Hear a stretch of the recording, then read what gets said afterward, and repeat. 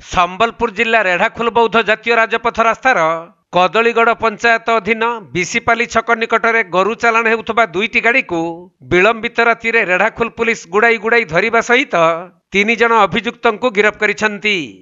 ଗିରଫ ହୋଇଥିବା ଅଭିଯୁକ୍ତମାନେ ହେଲେ ଉତ୍ତରପ୍ରଦେଶ ରାଜ୍ୟ ସମିଲି ଜିଲ୍ଲା ତପର୍ନ ବାସିନ୍ଦା ସହଜାଦ, ରେଢ଼ାଖୋଲ ଥାନା ସଲେସିଂ ଗ୍ରାମର ସରୋଜ ବେହେରା ଓ ଯାଜପୁର ଜିଲ୍ଲା ସଦର ଥାନା ଅଞ୍ଚଳର ଏସ୍କେ ସକିଲ।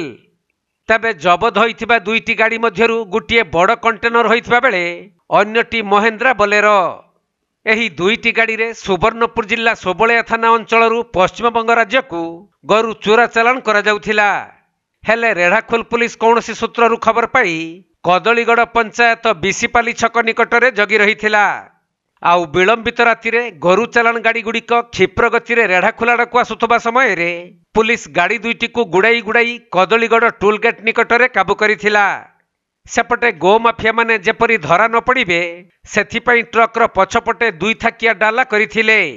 ଆଉ ସବା ଉପରେ ପିଆଜ ବସ୍ତା ଓ ଭିତରେ ପାଳ ଦଉଡ଼ି ଆଦି ରଖି ଗାଈଗୋରୁଙ୍କୁ ବାନ୍ଧି ରଖି ନେଉଥିବା ଦେଖିବାକୁ ମିଳିଥିଲା। ତେଣୁ ରେଢ଼ାଖୋଲ ପୁଲିସ ଉକ୍ତ ଗାଡ଼ି ଦୁଇଟିକୁ ଜବତ କରିବା ସହିତ ଅଭିଯୁକ୍ତମାନଙ୍କୁ ଗିରଫ କରି ଅଧିକ ତଦନ୍ତ କରୁଥିବା ସୂଚନା ମିଳିଛି।